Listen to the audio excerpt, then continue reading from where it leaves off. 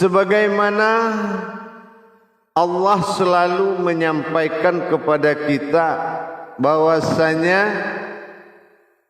sifat manusia ini adalah amanah. Dari mana asal kata wujud manusia? Kenapa di dalam bahasa Tabrani atau dikatakan dengan bahasa Al-Quran manusia disebut dengan bani atau anak? Mana batasan bani atau anak yang dimaksud tersebut? Jadi kalau kita pelajari betul, masa bani itu adalah masa tajalinya diri kita awal dari 25 hari sampai 9 bulan. Kenapa bani ini dinamakan oleh Allah bani atau anak? Di dalam hukum hijaiyah telah jelas kita ketahui bahwasan bani ini, ba itu bara'ah atau batin, ni itu keakuan Allah pada dirinya. Jadi ini adalah pengakuan batinku, inilah wujud batinnya Allah, yang mana wujud batin tersebut adalah suatu perjalanan yang diperjalankan, menjalankan 9 kodrat menuju 7 masa. Masa yang ketujuh itu adalah masa insan. Dari 9 bulan dalam kandungan, dalam masa batin, maka terjawab sudahlah bahwasanya tidak akan makan minum seperti layaknya manusia bayi dalam kandungan, karena berawal dari kodrat bani tadi. Sebuah batin tidak akan pernah makan nasi dan minum air. Dan kerahasiaan itu sangat banyak sekali, masa demi masa yang dia lalui selama 9 makom. Insya Allah, kapan setelah itu dia dinamakan sebuah bani? Setelah masa 9 dia lalui, masa hakikat terakhir atau doma, disebut dengan 9 bulan 10 hari, 10 dengan menebusi janji, 9 dengan kodrat akhir. Bahwasanya disinilah dikatakan manusia ini akan mewujudlah bani menjadi manusia.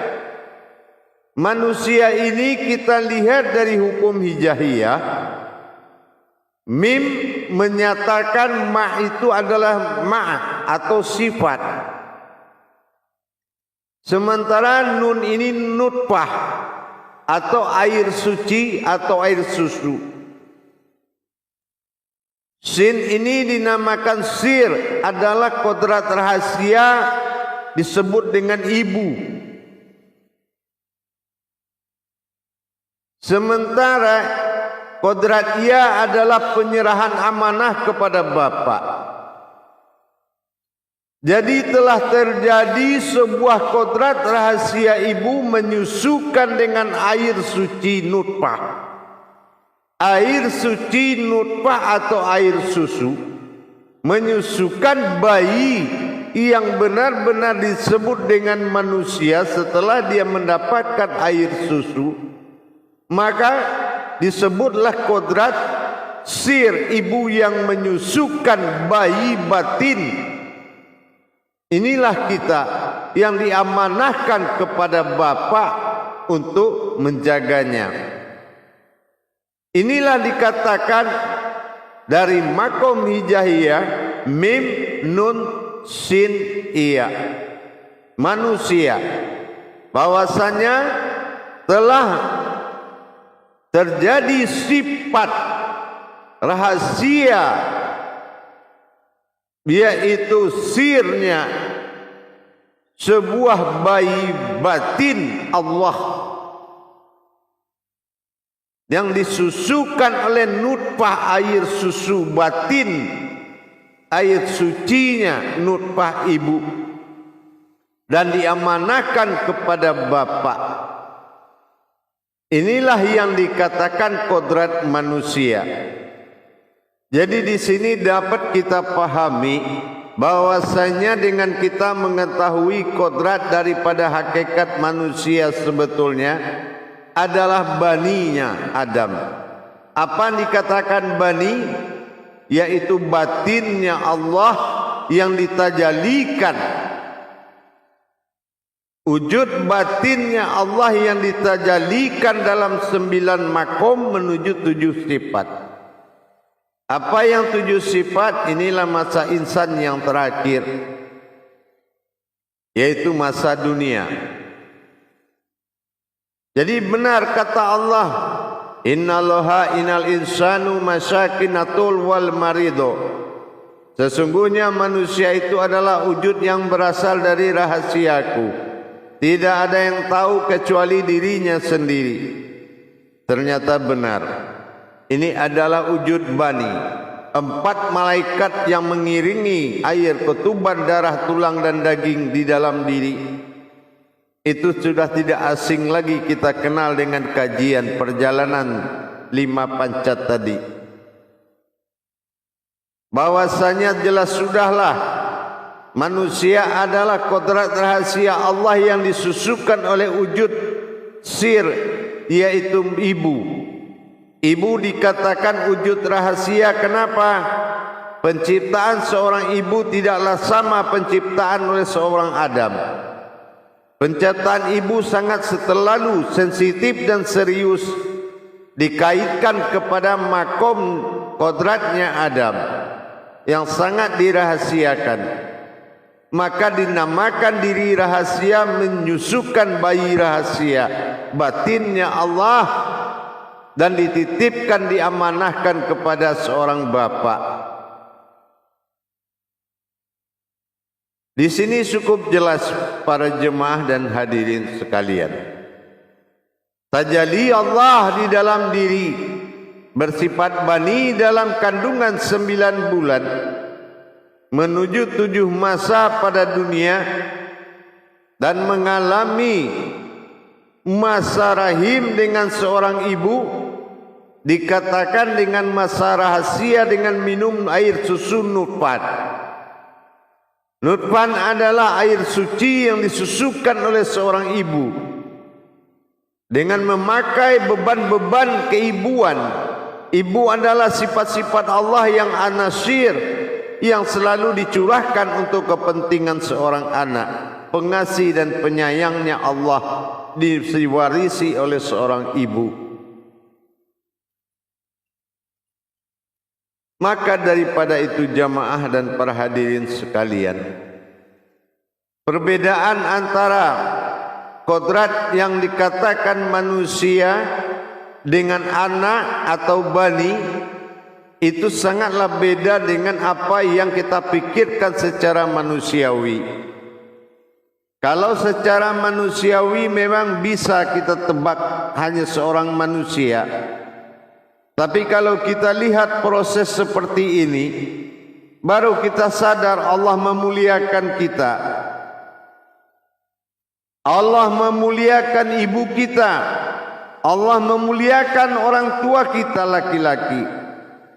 Dan Allah memuliakan diri kita. Seorang buah diri batinnya Allah, diri rahasianya Allah yang menyusui kepada seorang wujud ibu yang rahasia, yang sangat dimuliakan, yang mana penciptaannya dirahasiakan oleh seorang laki-laki Adam alaihissalam. Di situ dia susukan dengan air suci yang rahasia, air nutfah. Dia susukan dengan kerahasiaan, menyusukan bayi rahasia, bayi batinnya Allah, anak baninya Adam. Maka kemuliaan itulah yang harus kita jaga. Jangan mudah kita mendapatkan suatu sikap yang menghinakan diri.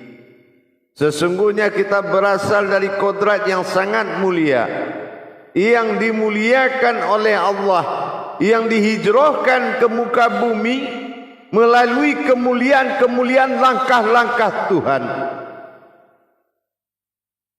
Marilah kita sama-sama menjaga kodrat tersebut, bahwasanya manusia adalah makhluk yang dirahasiakan oleh Allah, pendamping wujudnya Allah, saksi mewujudnya Allah.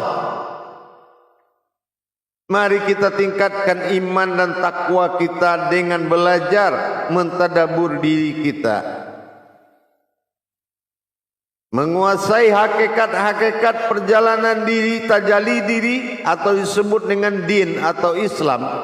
Dal alif nun, perjalanan diri kepada Allah. Tentulah kita harus mempelajari bagaimana cara kita memperjalankan diri itu kepada Allah. Salah satu yaitu mengetahui hakikat-hakikat yang terjadi di balik semua ini. Hakikat-hakikat yang terjadi di dalam masa perjalanan diri kita. Hakikat-hakikat yang terjadi selama tumbuh wujudnya diri ini sampai mewujud pada dalam kesadaran iman dan ilmu. Kita percontohkan seperti bayi, bani, sebuah anak, tapi makom anak yang dimaksud adalah bani. Inilah batin yang dititipkan. Lam yalid wa lam yulad. Tidak beranak dan tidak diperanakan, tapi dia menitipkan seorang anak. Inilah yang dinamakan bani. Bani adalah batin yang dititipkan kepada seorang bapa. Inilah bani. Bara'a al-ihsani, bara'a al-ihsani. Inilah dia. Jadi diri yang menjadi wujud batinnya Allah, yang berasal dari wujud batinnya Allah, inilah diri sifat bagi Allah. Terbukti sudah dalam perjalanan 9 makom menuju 7 masa. Bani batinnya aku, kata Allah, yang harus diamanahkan memperjalankannya kepada seorang ibu, sehingga diberi nama makomnya manusia. Ma itu berarti sifat, nun itu berarti nutfah, sin itu berarti sir, ya itu berarti permohonan kepada bapa atau penitipan. Jadi telah terjadi kehadiran seorang anak yang dititipkan kepada seorang bapa dan disusui oleh seorang ibu yang dirahasiakan, menyusukan bayi rahasia. Inilah bani, anaknya hidayatullah. Kitalah hidayahnya, karomahnya Allah yang akan menjadi tajalli, tempat bertajalinya Allah. Di sini kita sudah mulai memahami hakikat manusia itu. Berawal dari bani menjadi ayuhan nas, pada akhirnya menjadi ayyuhallazina amanu, ma'nu, na'amanu.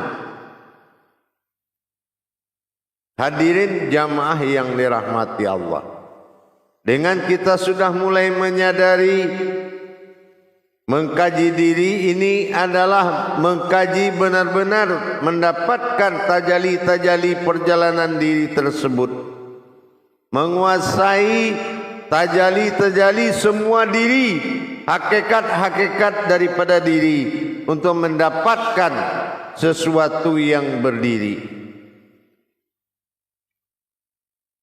Jamaah yang dirahmati Allah rahimakumullah, insya Allah dengan kita sudah belajar memahami mana hakikat kodrat yang dikatakan manusia. Apa yang dikatakan manusia sekarang kita sudah paham. Manusia adalah kodratnya dari seorang anak yang dinamakan Bani, yang mana Bani ini adalah batin, ya, adalah batinnya Allah, dinamakan Bani, batinku. Kalau nani itu, ni itu adalah keakuan Allah pada dirinya. Jadi dikatakan Bani, yaitulah bayi, dikatakan anak, ba itu batin, ni itu aku, yaitu adalah perjalanan batinnya Allah. Makanya kalau kita masuk kepada solat ba'da, nah ini ba ini batin, da ini perjalanan. Nah inilah perjalanan batin yang menuju 5 makom ibadah solat. Dan inilah yang terus menerus menjadi kajian tajalli kita sampai mendapatkan kearasnya Allah. Hadirin jamaah yang dirahmati Allah, dengan kita sudah paham dari mana wujud kata asalnya manusia, dan siapa ibu dan bapak kita, dan siapa kita dulu dalam kandungan, insya Allah sudah terjawab dengan baik. Mudah-mudahan bisa diimani sebagai dasar untuk meningkatkan iman dan takwa kita kepada Allah. Kalau kita ini bukan makhluk sembarang makhluk, kita ini bukan umat sembarang umat, tetapi adalah kodrat yang ditajalikan oleh Allah sebagai saksi nyata dan sebagai bukti nyata wujudnya Allah dalam diri.